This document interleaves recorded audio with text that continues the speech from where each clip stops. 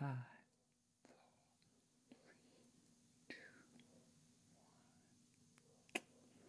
What's going on? It's RainbowSky, and today I'm going to run through Divinci Resolve and basically just start at the beginner level. What do we need? What are the basics? What are the important tools? What are the menu navigations that we need to know so that we can confidently start editing on Divinci? Divinci Resolve is a super powerful tool.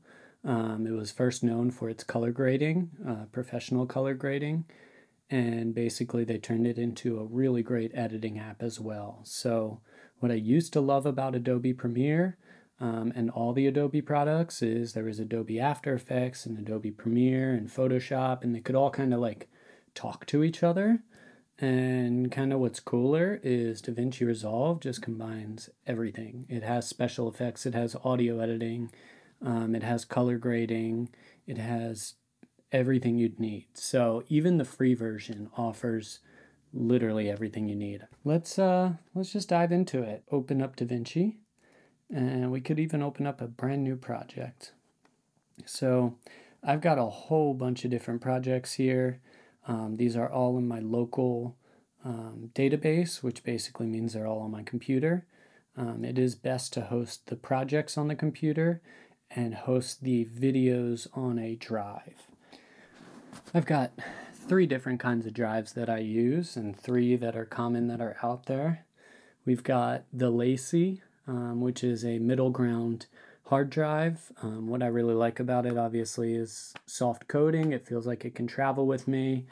It feels pretty sturdy. It's got like already something attached here, but that's like a Thunderbolt 2, so it's kind of outdated already. But they do have a USB-C port, and this is decent to edit off of. I've been getting away with it for a while, but as my projects got bigger and bigger, and you know, I needed to do a lot more effects in DaVinci, it was nicer to have a hard drive that had a better read and write speed, something like a Passport SD, just a tiny little super fast drive. Now the difference in price here is this is probably 4 terabytes, which will hold you for quite a while, and it was maybe a little less than $200. This is probably 1 terabyte, and it's just about the same price. So that's why I like to mix and match. And actually, when I'm done with projects or when I just need them in backup, we have these tiny little easy stores, which are just like backup hard drives. There's a handful of different companies that do these. And this is, I think, 5 terabytes, and it was maybe 100, maybe under, probably about 100. So then we even have these guys. These require some power in the back to actually run, and then you have your port here to plug them in. This is an 8 terabyte, and you can probably get it for a little less than $200. So you can kind of get double the space for the same price as one of these. But I have a handful of these. I have a handful of SDs, which I use for my current projects. My Lacy is for the in-between projects, and these are for like the backups. And then the big ones are for the backups. So I usually don't travel with those. But I just wanted to talk about that, just to talk a little bit about workflow, about speeding up your workflow on DaVinci, and a little bit about file management. So right here, we've got our project library. If I go to each of these, I kind of organize them by all the different projects that I'm doing. This is a film, and it required multiple revisions that I wanted to make new project files for. This is another film. I was doing a whole bunch of smaller content, micro content to use as marketing, so it kind of needed its own space. This is a company I'm working for, so there's a whole bunch of different projects on here. And local is just all the personal stuff or professional stuff for me. So we're just going to start in the local database because that's what you will have. And we're going to do new project. And let's label it Divinci tutorial.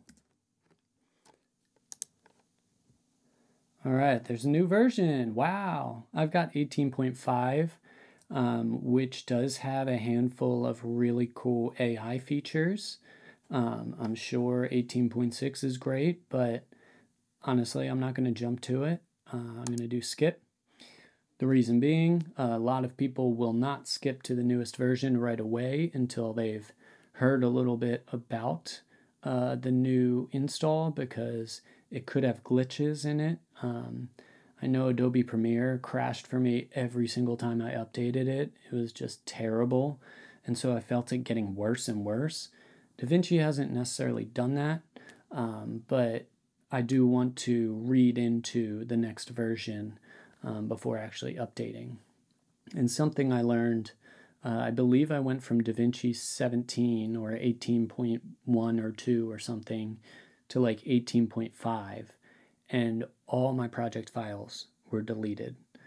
And I'm really thankful that I had Backblaze, which is right up here. But Backblaze essentially is a cloud software that will back up all of your files. So luckily, I was able to go onto there and download all my old projects and put them into the new version. But just know that also with updating, it could delete projects. So you may want to make sure that they're backed up somewhere. As you can see, I'm going to go to Divinci, go to Preferences, and we're going to see memory and GPU. No. Project save. Okay, project backups. Timeline backups. All right, so we're going to click project backups and timeline backups. And this is in the project save and load. And the reason I am doing this, and also live save is on. So essentially live save will automatically save it for you every 10 minutes. I have it set to. Backups are done every 2 hours, and daily backups are done every 2 days. And so the project backups will back up those projects that you saw, the ones that I had deleted. Then timelines are all the different timelines that we're going to create within each project. So let's dive into this. Right now, it opens you up to the cut page. And essentially, there's, like I said, in Adobe, you know, they had After Effects and they had audio editing and they had Premiere, the editing software. And essentially, they've combined it all in one. So you can actually toggle around and jump around in all these different menus or all these different views so that you can pick what is right for you. And what I want to go through is each one. So this is the media page. I don't really go to this, but it's where you can dump all your media. We've got, you know, my hard drives and my computer up here. And we could just dump stuff right in. We could also dump it down below to the clips in the media pool.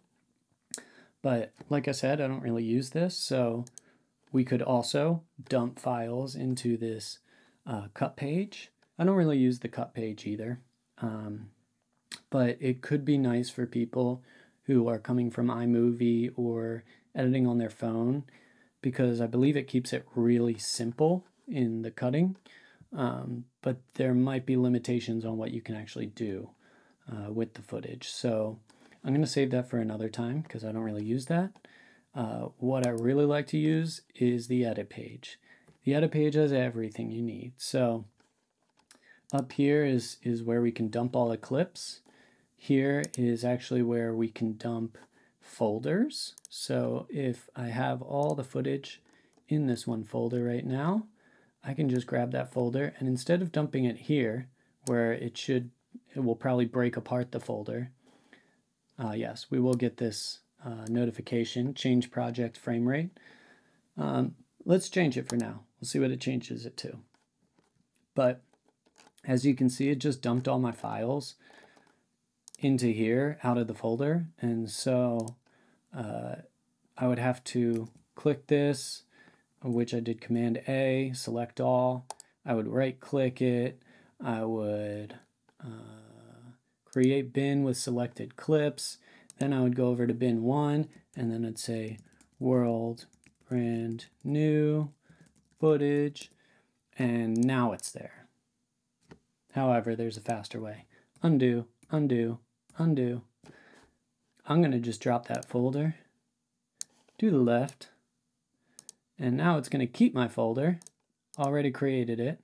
Here's the master, and here's my folder. So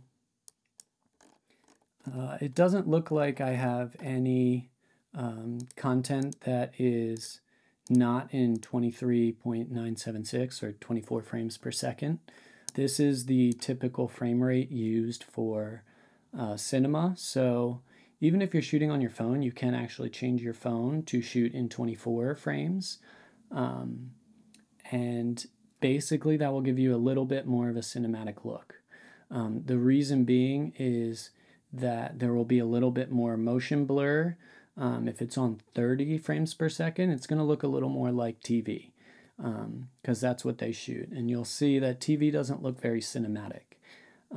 So we want to stay with 24 frames per second. If any of these, let's just pull one in for example. If you can see, I actually shot this in 60 frames per second so that it could be in slow-mo, and there's something off about it. It has almost, there is no blur, you know, it just feels shaky and choppy and too defined, as opposed to 24 frames per second. Here we go. So I don't know if you can feel the difference, but there's just a little more, I can't, it's hard to describe. And it's hard to see with the eye, but just trust me. We want to keep our footage at 24 frames per second if we're going for that cinematic look. So I'm going to grab this clip that I know I shot in 60 frames per second, which we can see right here. It's actually 59.94. And right from the beginning, if I really chose the shots that I wanted to be in slow-mo, that I knew I wasn't necessarily converting back to regular speed, which I can do later, but right away I would click here and see where all my changed frame rates are and bring them back down to 23.976. So I'm going to right click this, and what we're going to do is go to clip attributes, and here we can change the video frame rate to 23.976. So essentially this is going to convert it for us. I'm going to bring it in, which we can just drag right down to the timeline that wasn't even made yet, which now we can call test slow-mo. And now it should already be in slow-mo and look nice and beautiful and cinematic now. So just wanted to bring that point up because that's one of the first steps that I take. So you may not be shooting anything in slow-mo, and that's okay. You don't need to. I think slow-mo is overused a lot of times, so I really like to be strategic about it. So everything besides this slow-mo clip is from another music video, so I'm going to leave that other music video alone and basically grab all the other clips, which I'm going to do shift and click, which is going to grab all the clips, and we're actually going to right click it. I don't want to put it in this timeline, so we're going to right click, create new timeline using selected clips. So it's going to dump them already, say world brand new clips, and now it just put them all in order in a timeline for us. Bada boom. So nice. We've already started. Look at this. So I am using command minus and plus to zoom in as you can see, going crazy on the left side of my keyboard. But I use that constantly. That's a keyboard shortcut to just move in and out of your timelines. Even though this project saves all the time and we just set that up, coming from Premiere, I'm always worried it's going to crash. So I just instinctively will hit Command Save or Command S all the time, just to make sure it's saved. And it just keeps updating that one project. So it won't create a whole bunch of new ones unless you go to like Save As or Duplicate. So next, let's just run you through what this whole menu kind of looks like in this Edit tab. So down here, we've got all our effects, audio, and visual. If you do not see it, you can click on these sidebars. Basically, you can, what's really cool is you can kind of move this whole window around as you need it. So if I needed more space for the timeline, I could just do that. And that's really nice. So I'm going to click that back out. Even if I do this, it's still going to work with me.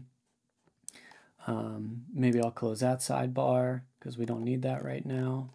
Or maybe I do because maybe I need to get back to the master. But if you don't see that, you just click that little sidebar option here. So next, we've got the viewer. If you are seeing two videos, there is one where it's going to show you whatever you've clicked on here in this project kind of viewer. But then this is going to be your timeline viewer. And honestly, I don't really need both. I would rather have a nice big screen. So I'm going to click that, and we are back here. So then I'm going to go to Inspector because I use this a lot. This is also where a lot of our editing the clips can come into play. So let's say I needed to go to this clip and zoom in. I can just click and zoom in, and it's nice and easy, and I'll edit undo that. If we wanted, this is going to get tricky, but if we wanted a zoom in on just this part, we can essentially set keyframes on the right. So we could click this keyframe, we could play it forward, and I'm going to just zoom it in there. So I'm going to just play this, and you can see the numbers start to go up. And so it's doing this digital zoom in for us, which is really cool.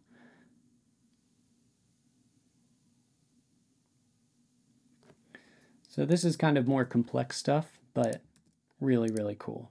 And if I wanted to see these keyframes, I could go down to this clip and click that keyframe thing, keyframe icon, and essentially they're right there. So that's pretty sweet. If you see in this timeline, I have the images from all the clips actually showing up. Now let's go to the timeline viewer, which is going to be at the top left of your timeline. And I'm going to click, I always click this one because I have multiple timelines that open, which just opened up this section to add a new timeline. Let's even make it test slow-mo. Hey, look at that. Now we have both timelines sitting next to each other. So we don't have to go back in the project viewer, or whatever this is called, the media pool, and click back and forth. Now we just have them right there. We can also click on this, and we can click, I'm going to open up this. There is actually even a faster way to open these things up. If we go to timeline and do track height, we can open up the track height and make it nice and tall. We can open up the audio and make it nice and tall or short, whatever we want. And if we didn't want all these images, maybe we just want the beginning and end. So it's got the beginning and end for us. Or if we wanted no visual, maybe it runs faster without that, but it's also helpful to have the visual. So I'm going to click this one, which kind of gives a quick breakdown of like almost like a comic book. You know, it just gives us all the images from start to finish. If audio looks a little weird, you can always click these different options and see what looks best. Like this will set it on the bottom and have spikes up. I kind of like it in the middle with spikes out to either side. And essentially, the smaller the audio is, the quieter it's going to be. And the more it's peaking like this, the more it's too loud. So we can always go on to these and bring them down. Sometimes we can't save some of the audio that has peaked or gone over, maxed out. But just know that we can change that. We could also change it right here up in the inspector. So that's why the inspector is so great. It can do lots of different things. Could rotate, undo. I don't even know what pitch. Oh, I would never use pitch and yaw unless there was like a distortion. Anchor point also don't really use. Maybe you need to flip it. Also, Smart Frame is most likely an AI feature I have not used yet, but if you needed to reframe and not create a whole bunch of keyframes, it should be able to do that for you. Not going to dive into that. Cropping, if we needed to crop for some reason, we can. Even if you were trying to create those cinematic bars on the top and bottom as you make it look widescreen, you know, you can do that too. We could also soften it with a feather. But yeah, you probably won't be using that too much. Dynamic zoom, I also don't use. This also might be an AI feature that I'm not aware of. Composite mode is basically, I'm gonna bring this clip on top. So yeah, we're just gonna hold shift, which will hold the clip in place. Basically, it won't move it side to side for us. It'll keep it in place. If I let go of shift, it'll move around and get off from the audio. So if I want it in the same place but want it up, hold shift. And I'm going to stick this clip underneath just to have an example. So essentially, if I change this composite mode, it will change the opacity, or it'll change the kind of like effect that we're getting. So there's a whole bunch of ones here. Overlay and screen and normal are probably the ones I use most. Normal is just going to be that overlay.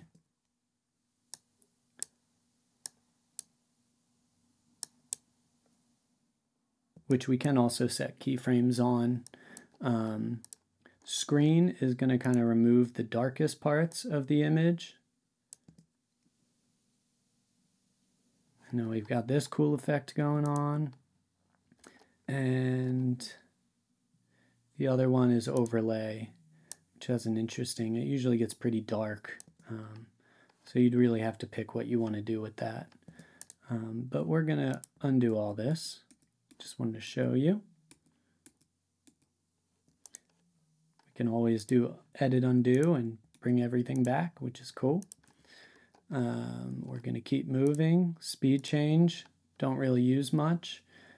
Stabilization is helpful. This clip, I like handheld, but if for some reason we wanted this clip stabilized, so we'll look at it now. If we watch the edges or the straight lines on the image, we'll kind of see some of the shakiness. I'm sure you already see it. So we're going to stop it there. And let's try and smooth this out.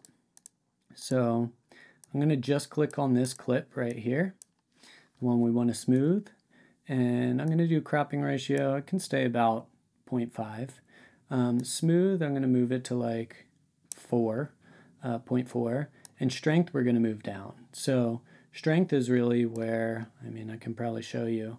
I'm going to press stabilize. I'm going to keep it on perspective. That has worked pretty well. There are a couple other options here if you need to try them.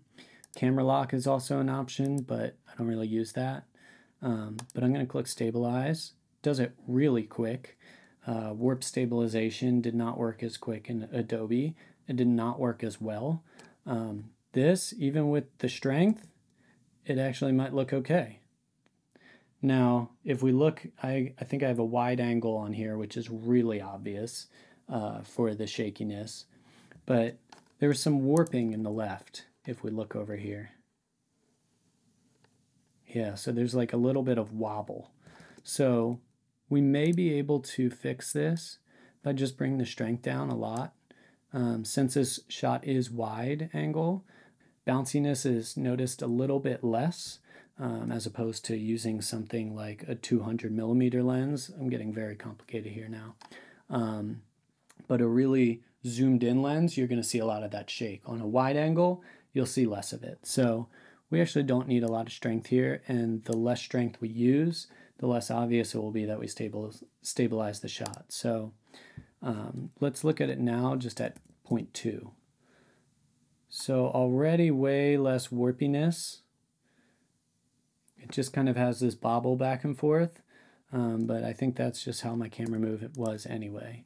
So we can always adjust settings and keep working with it to get exactly what we want. Just keep clicking stabilize. Already a bit better. Cool. So that is stabilization in case you need it. Lens correction, that is, I mean, I had a wide angle on, so the sides actually don't look too warped. They could look like this if you're on a GoPro or something, and you could kind of bring it back to whatever looks like a normal image. And retime and scaling don't really use. Super scale looks like a new feature, which I'm also not going to use. So if we click on audio, it will already jump to the audio features in Inspector. So this is where we can change the volume. We can change whether it's on the right or the left. They have a really cool feature now, voice isolation, which if we toggle that on, automatically it removes a whole bunch of background sound without you having to do any EQ or editing.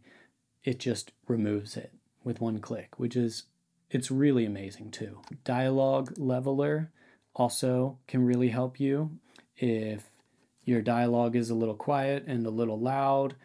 Somebody's like going in and out of a microphone. That might help to balance it out. So those are really cool new features. Pitch, don't really use. Equalizer, I will use.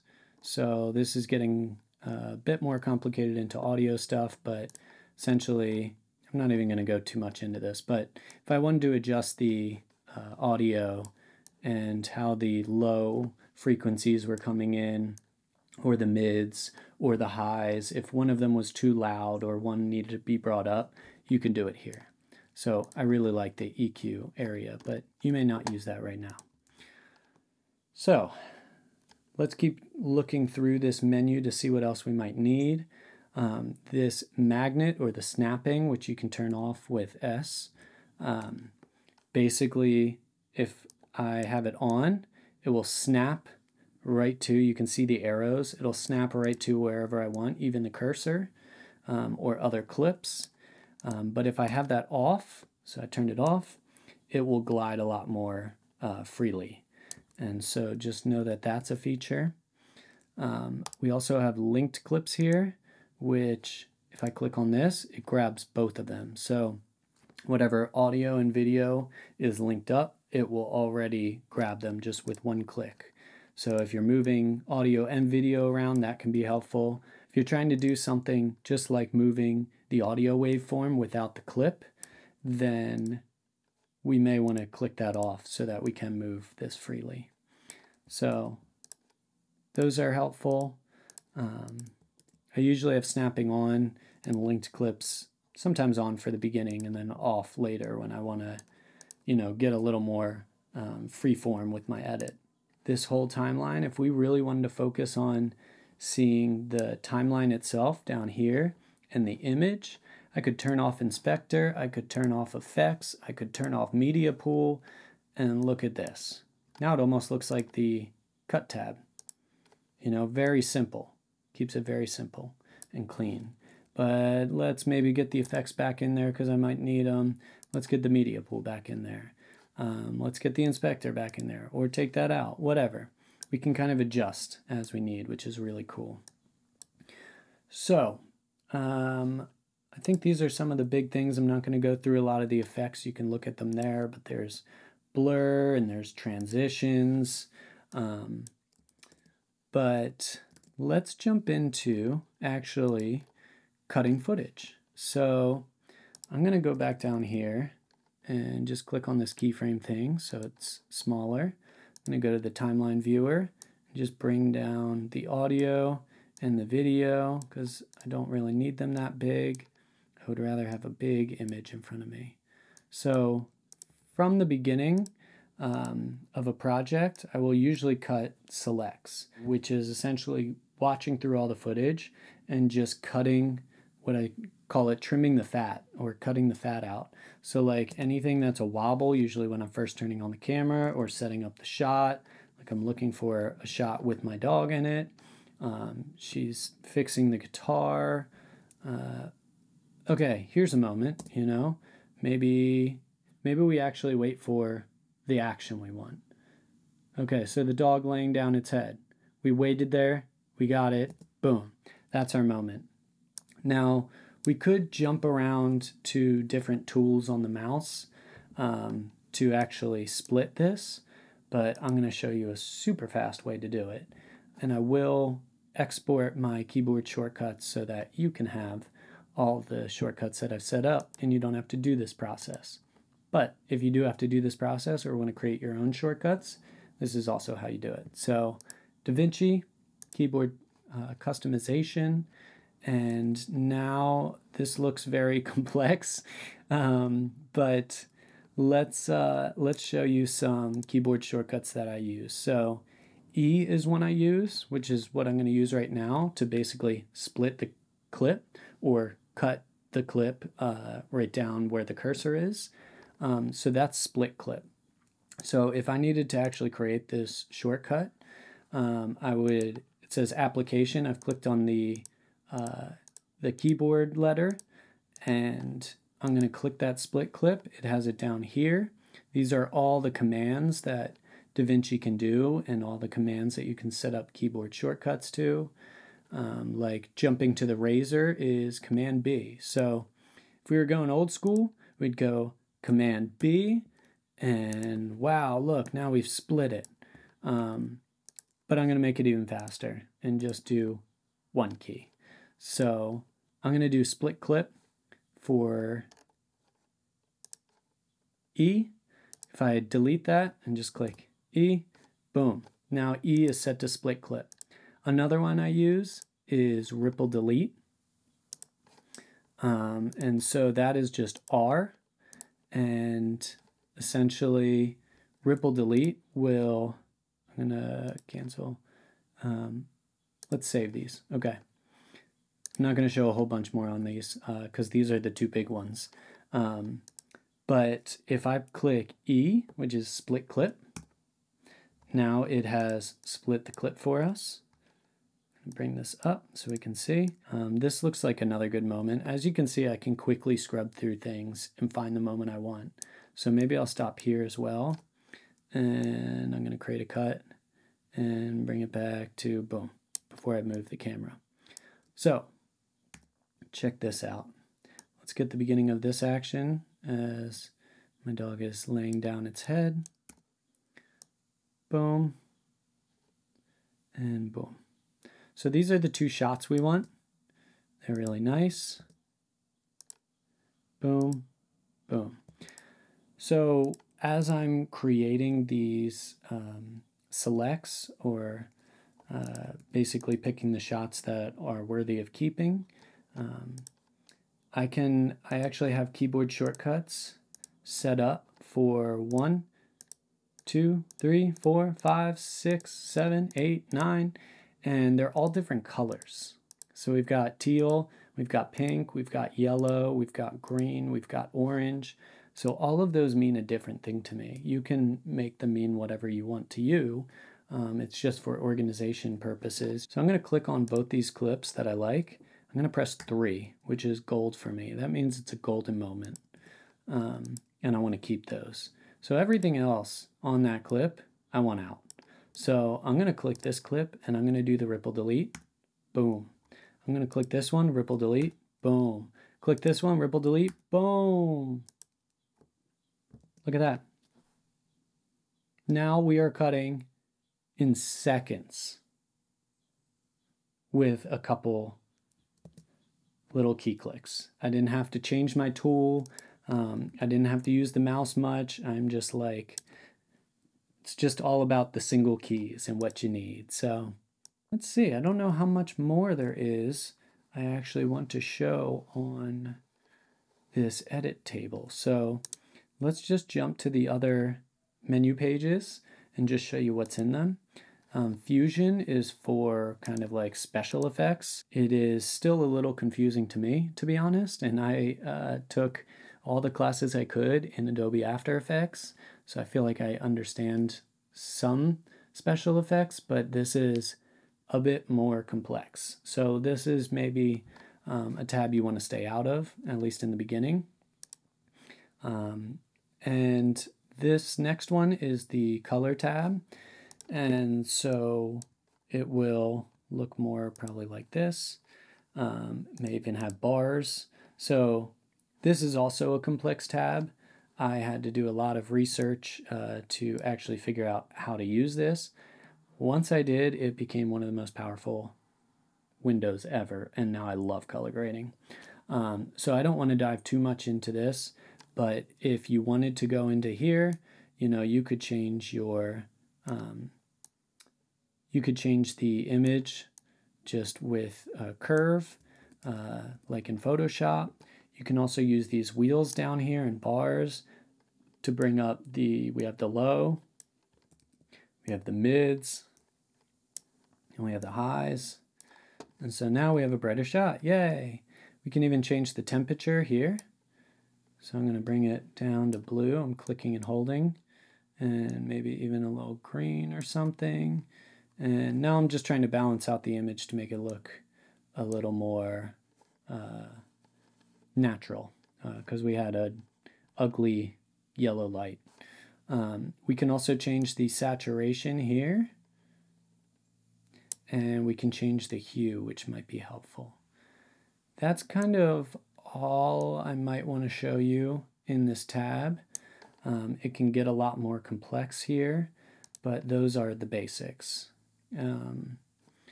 So then let's jump to, we have the audio editing, which we have our inspector there. We have our mixer, which, you know, will change the whole audio track. I'm not going to jump into all this because also still a complex page. And honestly, I don't really use this section too much. So then we're going to jump to deliver. This is an important page. This is if I want to export this project, this is where I do it. So the two tabs that you're really going to use are the edit tab and the deliver tab, the little rocket ship here. Maybe you'll use the cut tab, maybe you'll like that. I don't really love this. I think it feels a little clunky, but hey, look, my keyboard shortcuts work, so that's cool. But yeah, I don't really like this tab. It's not, I can't even see the audio right now. It's a little wonky. So stick to edit and stick to deliver tab. So we've got the edit tab, we've got the color tab if we need it, and we have the deliver tab. So let's look at this deliver tab. Let's say I just wanted to export just these two clips because for whatever reason I wanted to show the client, you know, these two clips, or I wanted to see what they looked like exported because it's not going very fast. This bar above is going to show what's going to be exported. If I use the keyboard shortcut, which you should already have, I and O, in and out, we can essentially pick where we want the export to happen. So I just want it on these two clips, and that's it. So we have the render on the in and out range. It may be on entire timeline, which as you can see, just extend it out the whole timeline. Let's go back to in and out point. I may need to change it again. Out. Okay. So now we have in and out points, and we have the file name, dog laying down world brand new. Then we have format, QuickTime, that's fine. MP4 can also be an option for you. H.264 is good to export on. That's just a pretty standard export, really good for putting online or delivering to somebody. Apple ProRes is going to be a really big file, and it is usually just used for premiering your content, like on a big screen or TV. So we're going to do QuickTime H.264. The resolution, it looks like it's on 1920 by 1080. I believe we shot this whole project in 4K, which it's okay if it's downsized to 1920, especially if we're just doing a quick export. But if we wanted to change that, we can do that right here in the Deliver tab by clicking this gear icon, go to Timeline Resolution, go to 4K, which is 3840 by 2160. You may be shooting in 1920 by 1080, which is also okay. And also the video monitoring down here, even if I wanted the footage to export in 4K, we could just view it in a 1920 by 1080. And the reason being is it might make it a little faster for you to actually watch through the footage. So those are the two things there that you might want to see. You can also change the frame rate if it's not correct and not aligned with your footage. Say we did not click change frame rate or change timeline to match settings, we can always change them in here. So we can also do this in the edit tab. This is always there. So let's go back here. Let's say we wanted to export it in 4K. Save. Okay, now it's in 4K. Now it changed our file. Dog sleeping, world brand new, and QuickTime H.264. It's in the resolution we want, and it has the frame rate we want. The next thing to look at is quality. Automatic is just gonna automatically decide essentially what gets rendered well. Sometimes on that render with lots of effects or whatever we're doing, sometimes it can come out a little glitchy. Not all the time, but it could. So if you are having that problem or you want to export in the highest quality, like sometimes you'll have pixelated just like moments, we're going to want to go to the restrict to. And essentially if we double the frame rate, so this is, let's just call it 24 frames or even 25 frames per second. It's okay if we go a little over. I'm going to make that double and then 1,000. So we have 50. 50 is at least double what the frame rate is, and then add that 1,000 on there. So that's just a good rule of thumb. The advanced settings and subtitle settings you shouldn't need to know yet.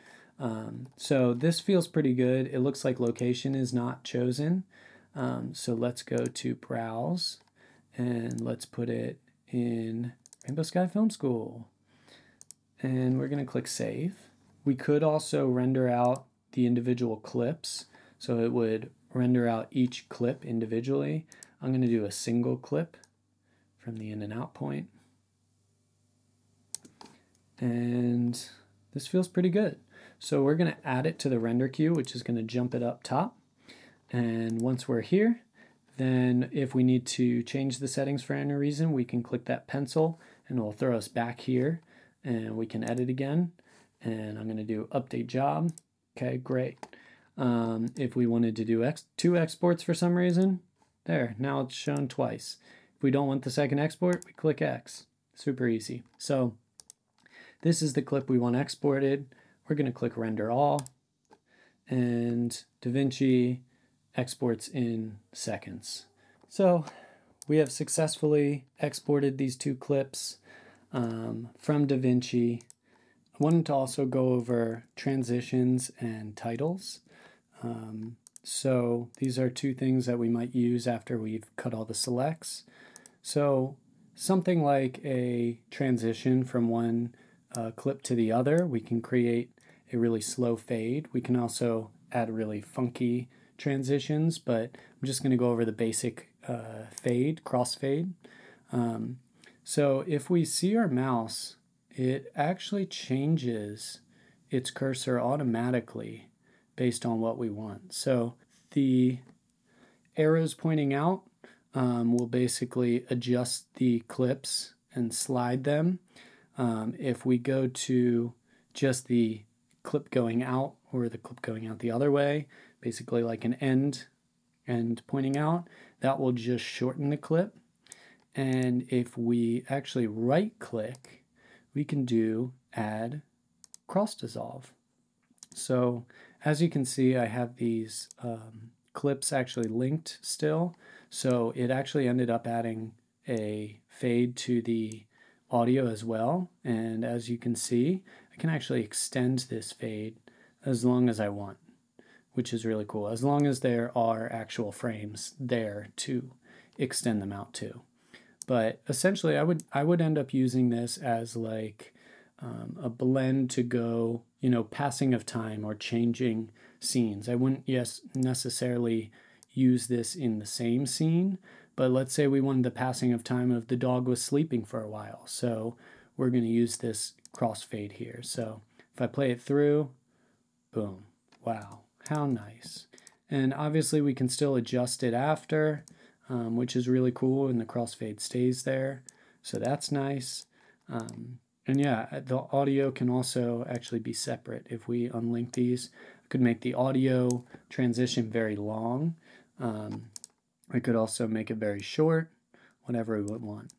So one more thing to point out also in these fades and transitions is I can click here actually and create a dissolve going from black to the picture. We can also do that another way. I'm going to do edit undo, and if we see these little tabs up top, I can actually just pull and drag this. Super cool, super easy, and it also does the same thing. So we could also have it fade out as well. So now we have a fade in, and then it goes to the next clip, and then it fades out. Wow. So let's say that we wanted titles. So let's add a title to this, like this was the beginning of the video. Let's go to the effects area and click on titles. There's a whole bunch of different options here, which they'll actually preview for you. There are some specialty ones. You may not have access to them if you have the free version, but they have, if you go left to right, you'll actually see it will create some cool animations and you don't even have to do a thing. But let's just go for a regular basic title right in the middle. I'm going to click it, drag it down, and put it on video track 2. If we need a video track 3, we can just bring it up. If we need 4, we can just keep bringing it up. So we can actually create as many video tracks as we want and stack as many videos as we want, or effects, or whatever it is. But I'm just going to place it right here. Once this fades up, I'm going to have it also fade up after, which we can just pull this little tab, just like we did before on the clip. And now it pops up, basic title. If I click on this and go to inspector, this is where we can actually adjust it. So I'm going to do world brand new, since that's the name of the music video, and the group is called Mouse of Babes. So we can change the font here to something that we like. That looks cool. We could change it from regular to bold. Let's make it nice and bold. We can change the color if we want. Ooh, yellow's kind of fun. Blue kind of stands out too, which is nice. However, I'm going to click OK. And it's right on top of the dog, so let's actually move it. So if we go down here, we can actually go to position, just like we changed the clips, and we can just click and drag. So I'm going to bring it maybe down here. And so now it's down below. I could even zoom it in and out to make it bigger. I'm going to hit undo that. You can also just change the size here of the font really easily. Let's make it like that. The tracking is going to change the space between the letters. And the line spacing is obviously going to change the lines so we can bring them closer together or farther away. So we could even have, boom, look at that. Now we got top and bottom happening, which I don't really like the look of. I'm going to bring them close together and call it a day. We could also change the font case to all caps if we wanted, very easily, or mixed. We can change the arrangement to the right, middle, or left. And we can also rotate it. We could add strokes to it if we wanted to, which is like an outside stroke. I don't really use that much. We may need a shadow, which can be helpful. So it is on, but it's pretty subtle. So if we actually move the offset, it will show up. Let's see if we can make this show up a little better. So I can blur it out. I can make it really tight. And as you can see, it's kind of moving behind there. This clip is a bit dark, so it's hard to see. So let's actually just brighten it up, and you'll start to see it a lot more. Bring it back, just showing you a little color magic. In seconds, we can change this image back to something that looks really beautiful, really quickly. All right, look at that. So now we can see the blur a lot better. Now you can see it. So we could just put it right behind the letters a little bit. The light's kind of coming in from the left, so I'm going to make the shadow come in on the right just to match the environment. And I'm going to blur it out a bit. And if we toggle this on and off, you'll see it kind of makes it pop a lot more and stand out from the image. So let's see what we have. Also, just to preview, I did Command F, and we can blow up the screen in big screen. So we can watch through. Look at that. And it will fade out, go to the next image, boom. Maybe we don't want that transition, so we just click it and delete it. And now, title pops up, and dog's asleep, next shot. That is from beginning to end, a Divinci Resolve tutorial. If you have any more questions, please send them along. I will send along the keyboard shortcuts as well as the transcript to this tutorial. And I'm always looking for more questions and feedback and reflections to see how I can help people better or what I missed, because I've been using this for a while now. So that's the basics. Hope that you are just off and running and editing your projects just the way you want, quickly and efficiently and joyfully. So blessings to you and your editing journey. Go get them.